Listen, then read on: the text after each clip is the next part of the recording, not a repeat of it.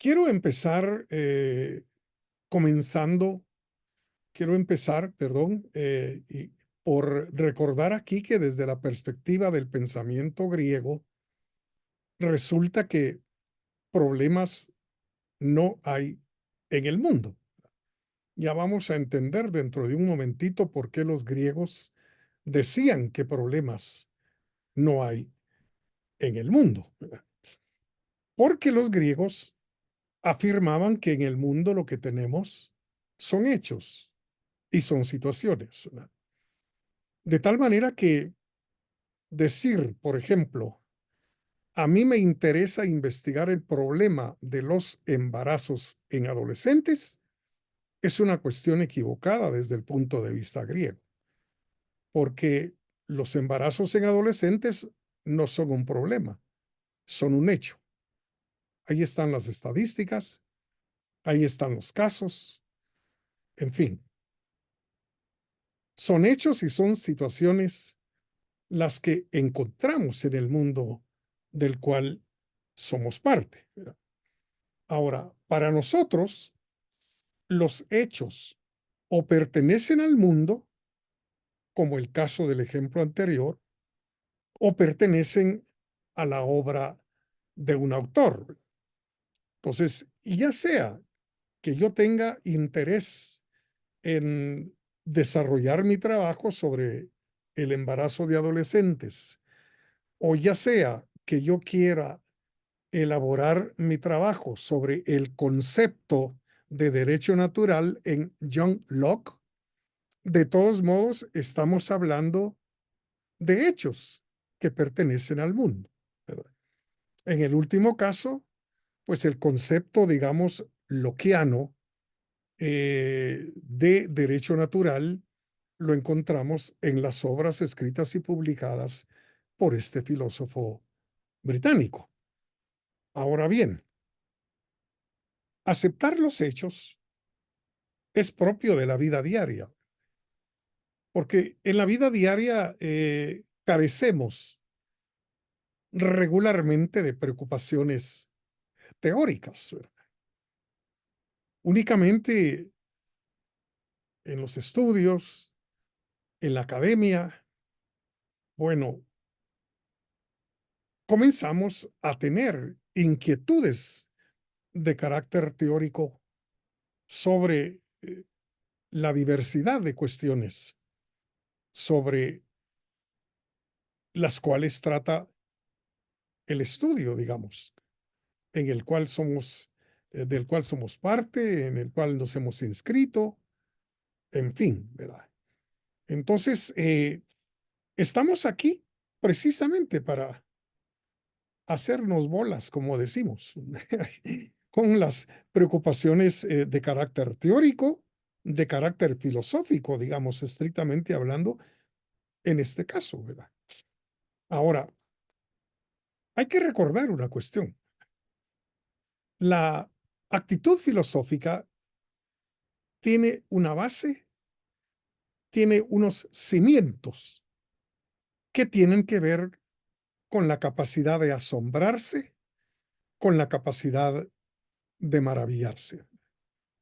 Quien está maravillado, encantado, asombrado con lo que observa, con lo que ve suceder delante de sí mismo, pues tiene una actitud filosófica que ya es verdaderamente importante, ¿verdad? Esto lo afirmó muy claramente el filósofo griego Aristóteles.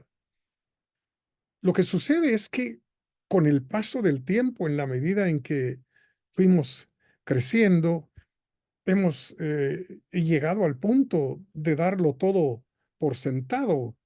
Es decir, hemos perdido ese interés por saber, por entender, por comprender, y ya todo entonces, como lo dije, lo damos por sentado. Entonces, vamos a comenzar aquí por generar en nosotros mismos una actitud de asombro, ¿verdad? Acerca del derecho, acerca de la Constitución, acerca de la qué sé yo, autonomía, digamos, de los estados, en fin, maravillarnos ante todas esas cuestiones, ¿no?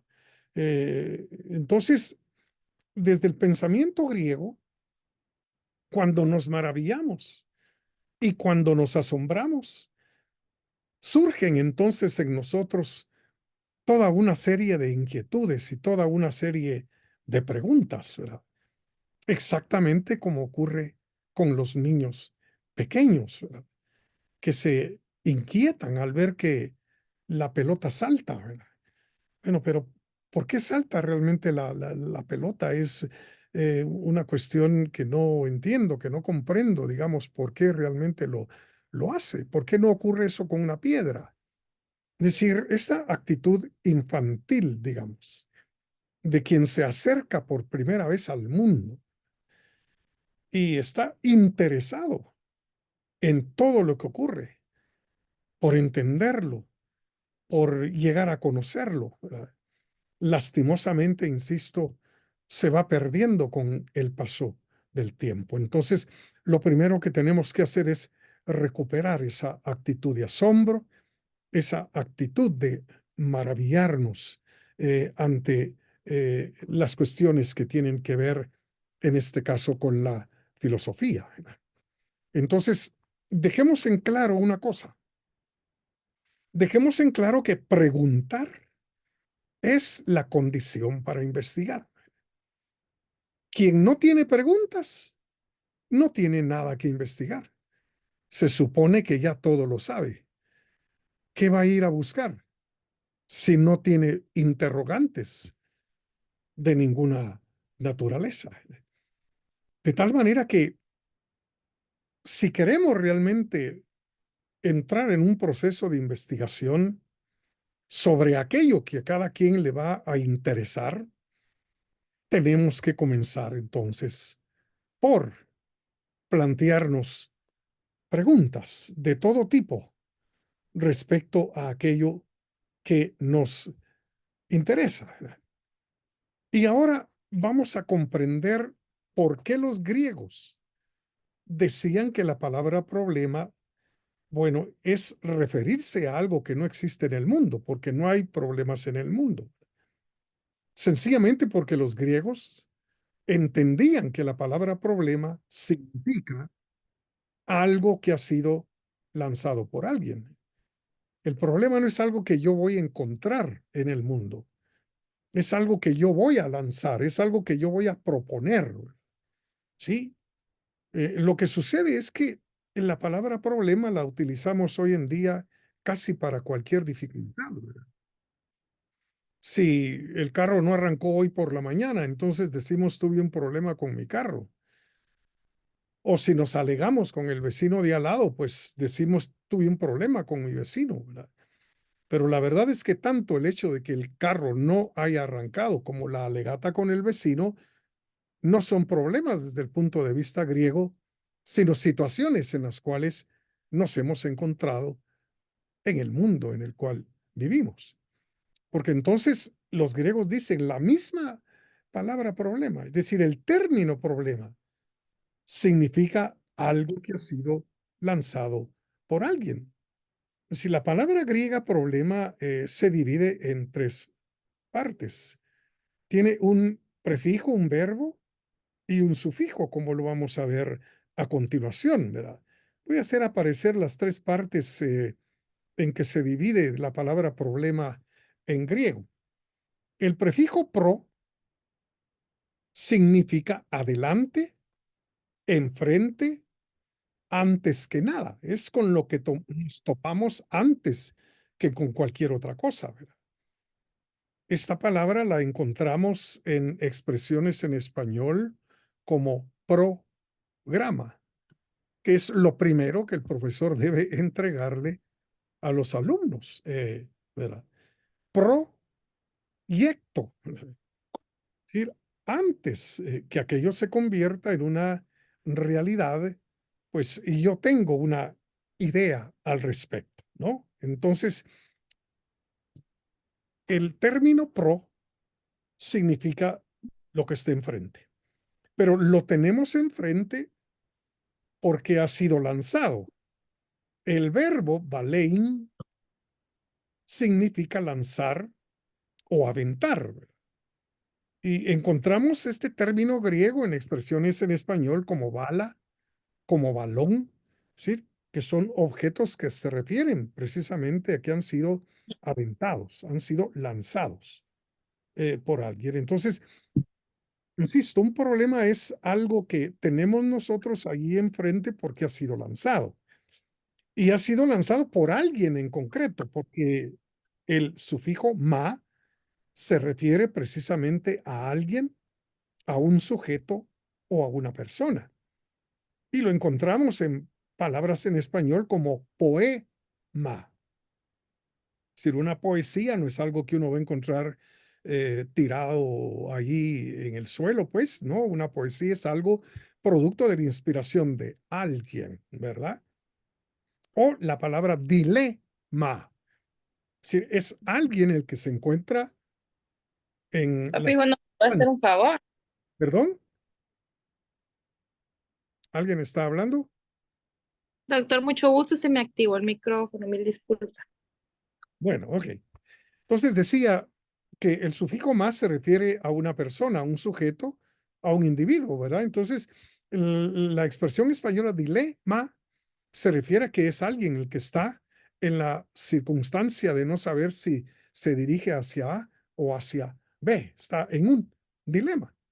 Entonces, ya el significado, digamos, de estas tres palabras griegas que integran la palabra problema nos dejan en claro por qué los griegos decían que problemas no hay en el mundo. Porque un problema es algo que alguien lanza, que alguien propone, ¿verdad? No es algo que vamos a encontrar en el mundo. Y entonces la idea fundamental aquí es que el tema, cualquiera que sea, que escojamos para elaborar nuestro ensayo, el tema debe convertirse en un problema. Esa es la idea fundamental que quiero dejar en sus mentes hasta el momento actual. Como dije, no importa cuál sea el tema elegido, ¿verdad? Tal vez la idea, insisto, ¿verdad?, de derecho natural en John Locke, la idea de constitución, digamos, en el pensamiento de cualquier otro autor, ya sea la idea del pacto social, digamos, en alguno de los autores que mencionamos en la clase anterior, el tema no importa. Lo que tenemos que hacer es convertir el tema en un problema. Si no tenemos problema, entonces no tenemos absolutamente nada que ir a investigar. Ahora, ¿cómo se convierte el tema elegido en un problema a ser investigado? Bueno, aquí la idea fundamental es que solo se tiene un problema para investigar si se tienen preguntas. Entonces, luego, digamos, de que ustedes cumplan con la tarea de elegir un tema, el que sea, el que les interese, ¿verdad? Podemos encontrar temas a desarrollar, ya sea en lo que hemos venido exponiendo aquí en el aula de Zoom o en las lecturas, digamos, que estamos y vamos a llevar a cabo. Bueno, ahí podemos encontrar asuntos que nos llamen mucho la atención, sobre los que cada quien, digamos, pues desee elaborar su ensayo final, ¿no? Entonces, hay que convertir ese tema en un problema. Y eso lo vamos a lograr si comenzamos por plantearnos preguntas, todo tipo de preguntas. Aquí la idea realmente fundamental es plantearnos todas las preguntas posibles. Aquí no hay preguntas tontas, no hay preguntas que no tengan sentido, no hay preguntas que no sirven para nada. Al contrario, las preguntas que nos vayamos planteando, pues son realmente elementos muy, muy, muy importantes para llevar a cabo una investigación, ¿verdad? Entonces, primero la elección del tema y en segundo lugar, problematizar el tema al hacernos todas las preguntas posibles al respecto. ¿Eh? Ahora bien, una vez que nos hayamos planteado todas las preguntas que podamos realmente sobre la cuestión que hemos elegido para nuestra investigación, viene una tercera tarea, que es seleccionar aquellas preguntas de las cuales nosotros nos vamos a hacer cargo en el proceso de investigación y en el trabajo que vamos a escribir. Ahora, esto de seleccionar las preguntas lo hace todo investigador, ¿verdad? Creo que hasta este momento, en nuestra experiencia académica, nos hemos encontrado siempre con autores que dicen, bueno, esta cuestión no la voy a abordar, ¿verdad? Este asunto lo voy a dejar de lado. Es decir, es realmente una prerrogativa del investigador decir en qué consisten las preguntas que va a intentar responder, dejando fuera por varias razones otras preguntas. ¿Verdad? Esta es una cuestión perfectamente normal. Ahora, hay muchos criterios realmente para elegir las preguntas de las que nos vamos a hacer cargo en el proceso de investigación. Pero para nosotros hay dos criterios sumamente importantes para dejar de lado ciertas preguntas y ocuparnos únicamente de aquellas que a nosotros nos interesan. Uno de los criterios para nosotros es el tiempo. Si no tenemos un año, ¿verdad? Ni 2 años, sino tenemos unas pocas semanas para llevar a cabo esa tarea de investigación, para intentar responder las preguntas que hemos elegido, ¿verdad? Entonces, el tiempo es un factor sumamente importante para nosotros. Y en segundo lugar, también es la extensión del trabajo. Si no estamos pidiendo un trabajo de 70 páginas ni de 80 páginas, afortunadamente, sino un trabajo realmente corto, ¿verdad? Entonces, ¿cuántas preguntas voy a intentar responder yo en términos de 8, 10 páginas, 11 páginas, ¿verdad? Entonces, tanto el tiempo como la extensión del trabajo son criterios muy importantes para dejar de lado algunas preguntas que nos hubiera gustado responder, nos hubiera gustado investigar algo al respecto, pero por cuestiones de tiempo y espacio, pues no lo vamos a poder hacer. Bueno, entonces, primero, elegir el tema. Segundo, problematizarlo, es decir, plantearnos la mayor cantidad de preguntas posibles. Tercero, llevar a cabo entonces una selección de aquellas preguntas que nosotros creemos que vamos a poder responder en el tiempo y en el espacio con el cual contamos, ¿verdad? Y por favor, no demos por sentado nada. No demos por sentado que ya todo el mundo entiende qué es la Constitución, ya todo el mundo entiende qué es el derecho, ya todo el mundo entiende qué es la soberanía del Estado. Es decir, no demos por sentado absolutamente nada.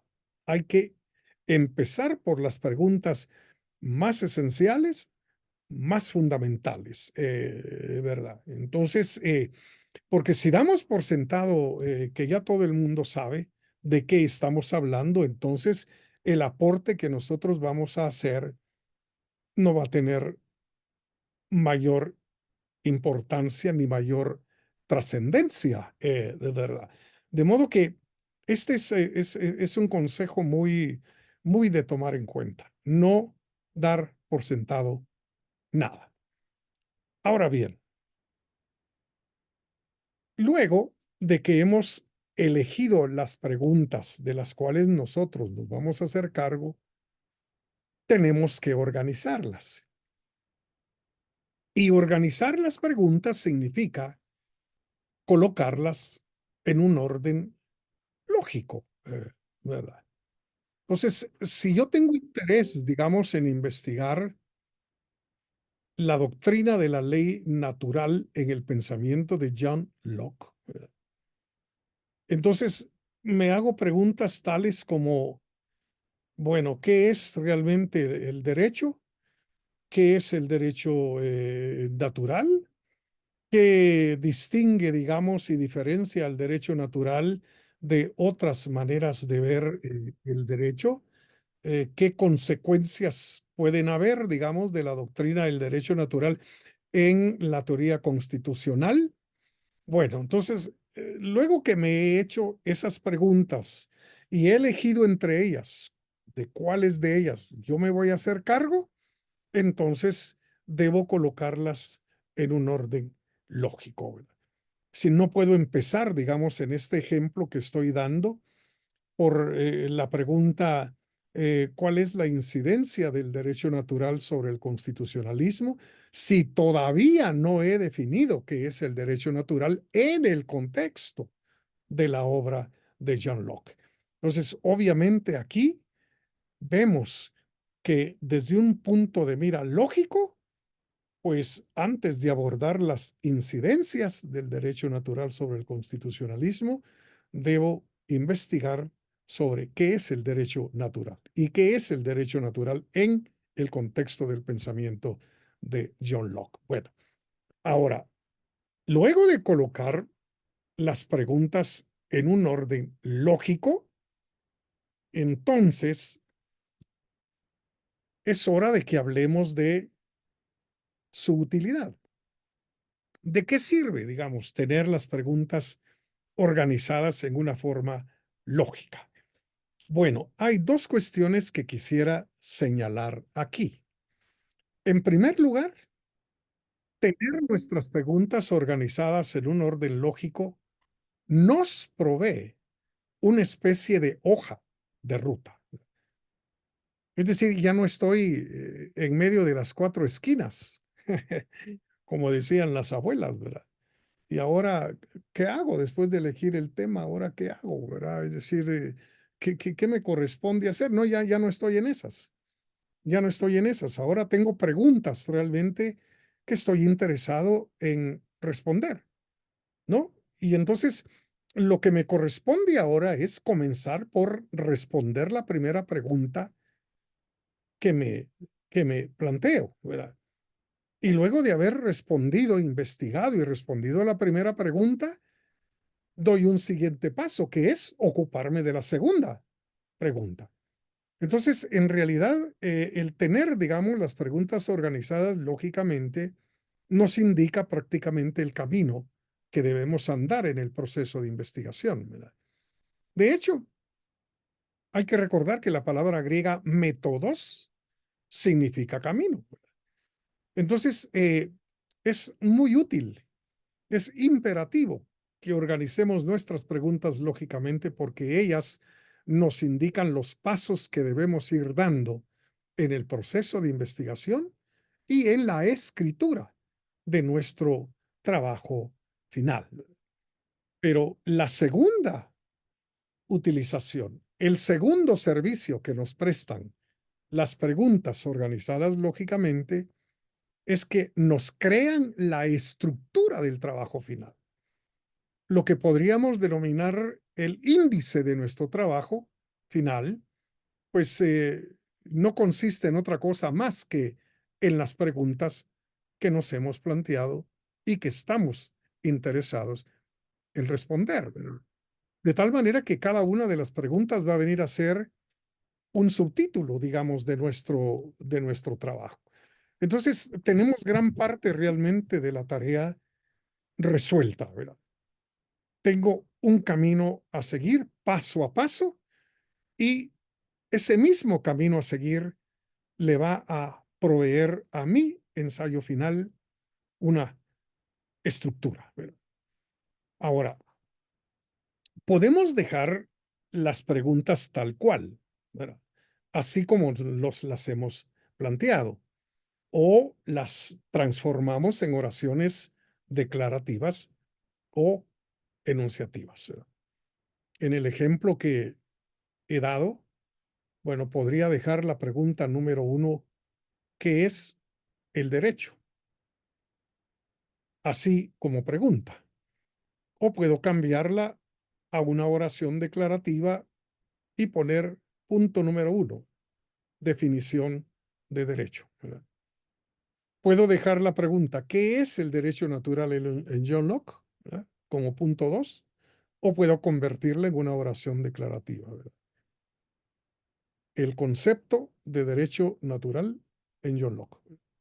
Entonces, o dejo las preguntas como las he planteado o las transformo en una oración declarativa, pero cada una de ellas, pues, nos indica un subtema, un subtítulo del trabajo que estamos escribiendo.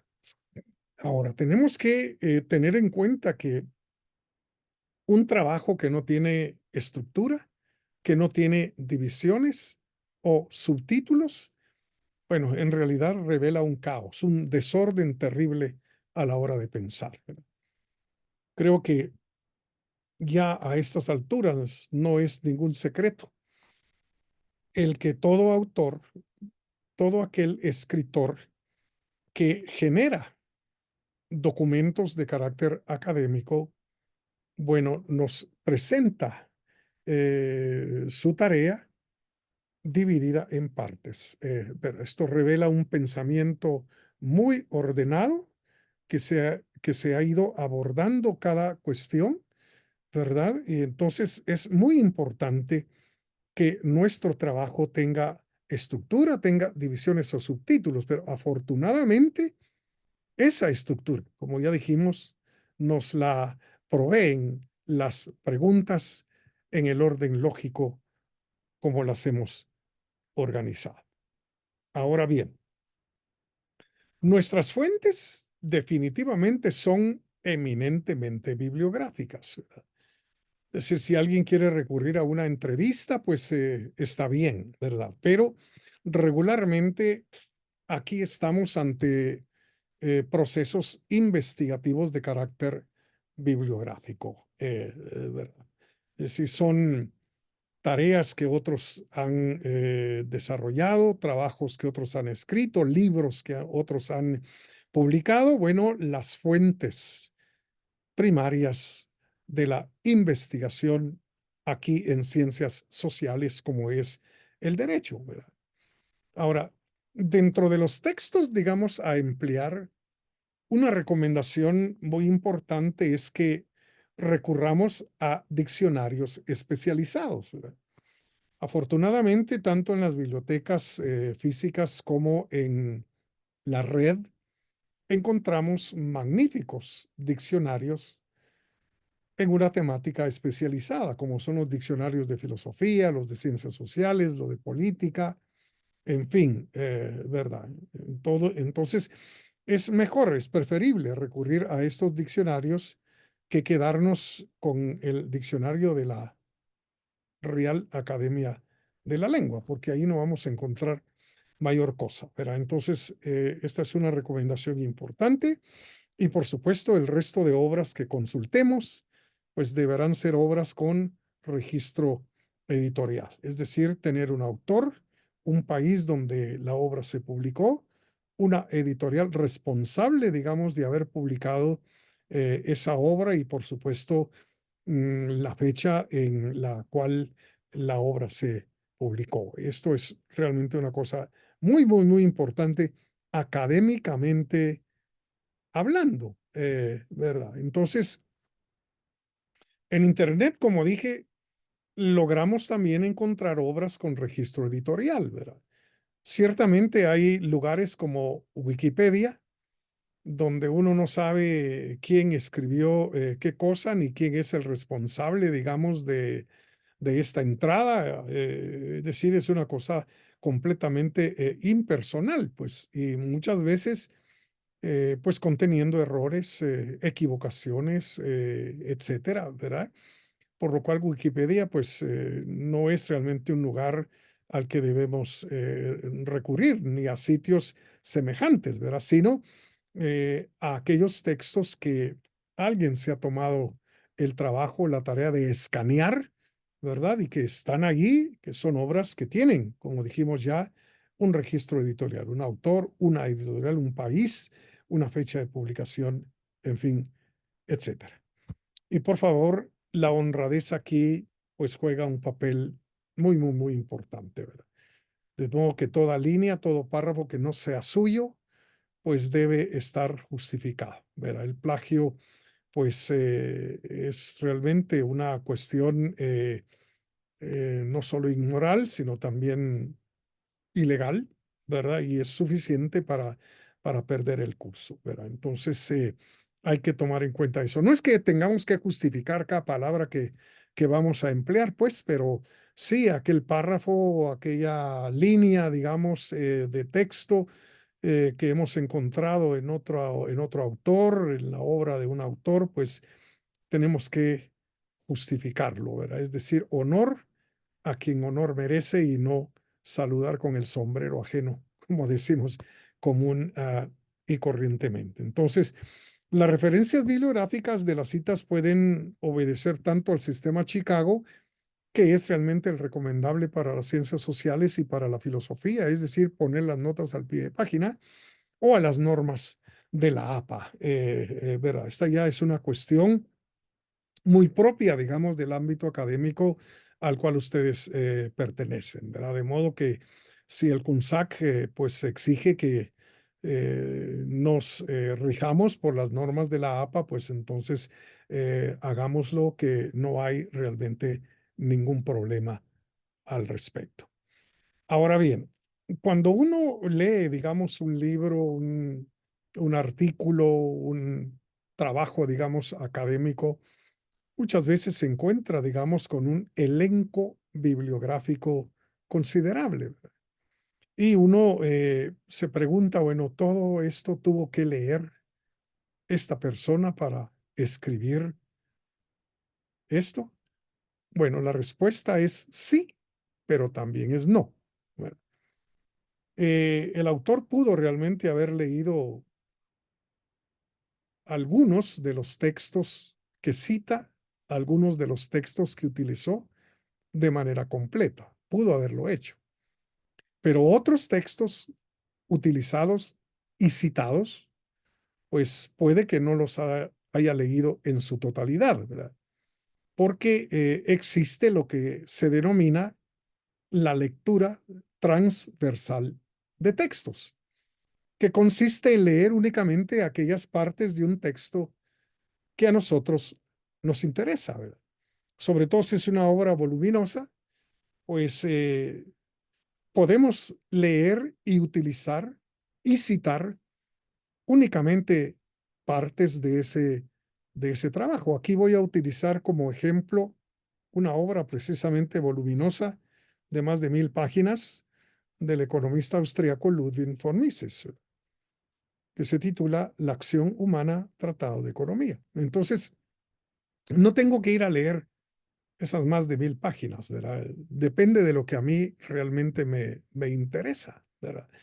Entonces, digamos, estoy interesado en un término un poco raro, como es el término praxeología. Entonces, es muy útil en este caso el índice del libro, ¿verdad? Es decir, el índice de la obra nos va a ser sumamente muy útil, ¿verdad?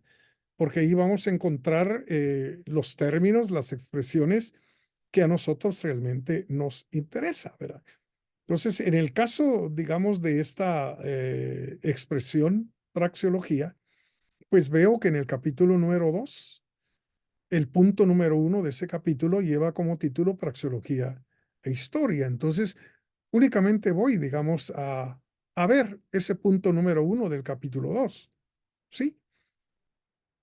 O me doy cuenta también que en el capítulo número 3, el punto número 3 se titula Los aspectos praxeológicos del polilogismo. Entonces, bueno, no tengo que leer, como dije, toda la obra, sino que voy únicamente a esas partes que me indica el índice para enterarme de lo que el autor habla al respecto, ¿verdad? Y puedo utilizar perfectamente ese material, incluso citarlo sin ningún problema. Ahora, afortunadamente, hay obras que traen, aparte del índice general, como este, otro índice más concreto, más específico, como es el índice de nombres y materias.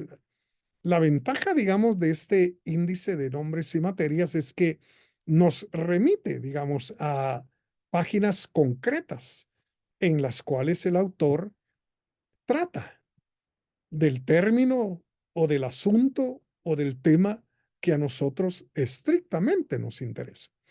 Entonces, para la lectura transversal de una obra, recurramos entonces al índice general o al índice de nombres y materias para, pues, utilizar el material allí si es que es una cosa conveniente para nosotros. Bueno, finalmente, yo diría que el trabajo deberá contar entonces con las siguientes características. Por una parte, el título, luego una introducción muy breve, recordando que la introducción es siempre lo último que se escribe, ¿verdad? Si no podemos empezar escribiendo la introducción porque no sabemos en qué va a parar el contenido del trabajo. Hasta que lo hayamos terminado, entonces ya podemos decir en la introducción, este trabajo trata sobre 1, 2 y 3, punto, ¿verdad? Bueno, la introducción y luego pues los subtítulos correspondientes, ¿verdad? El 1, 2 y 3, estructura que, como ya dijimos, nos la provee pues el orden lógico de las preguntas que intentamos responder, ¿verdad? Si en este caso no hay necesidad de poner capítulos porque es un trabajo relativamente breve, ¿verdad? Entonces la jerarquía aquí únicamente será título y subtítulos, ¿verdad? Nada más. Y luego una breve conclusión, ¿verdad? Que como dije, tendrá que ser también de muy pocas líneas, ¿verdad? Es decir, si hay un comentario final de parte de cada uno de ustedes en su trabajo final, pues está bien. Si hay una crítica, si hay una reacción, hay una opinión, digamos, personal al respecto, ahí en la conclusión, bueno, será realmente muy importante.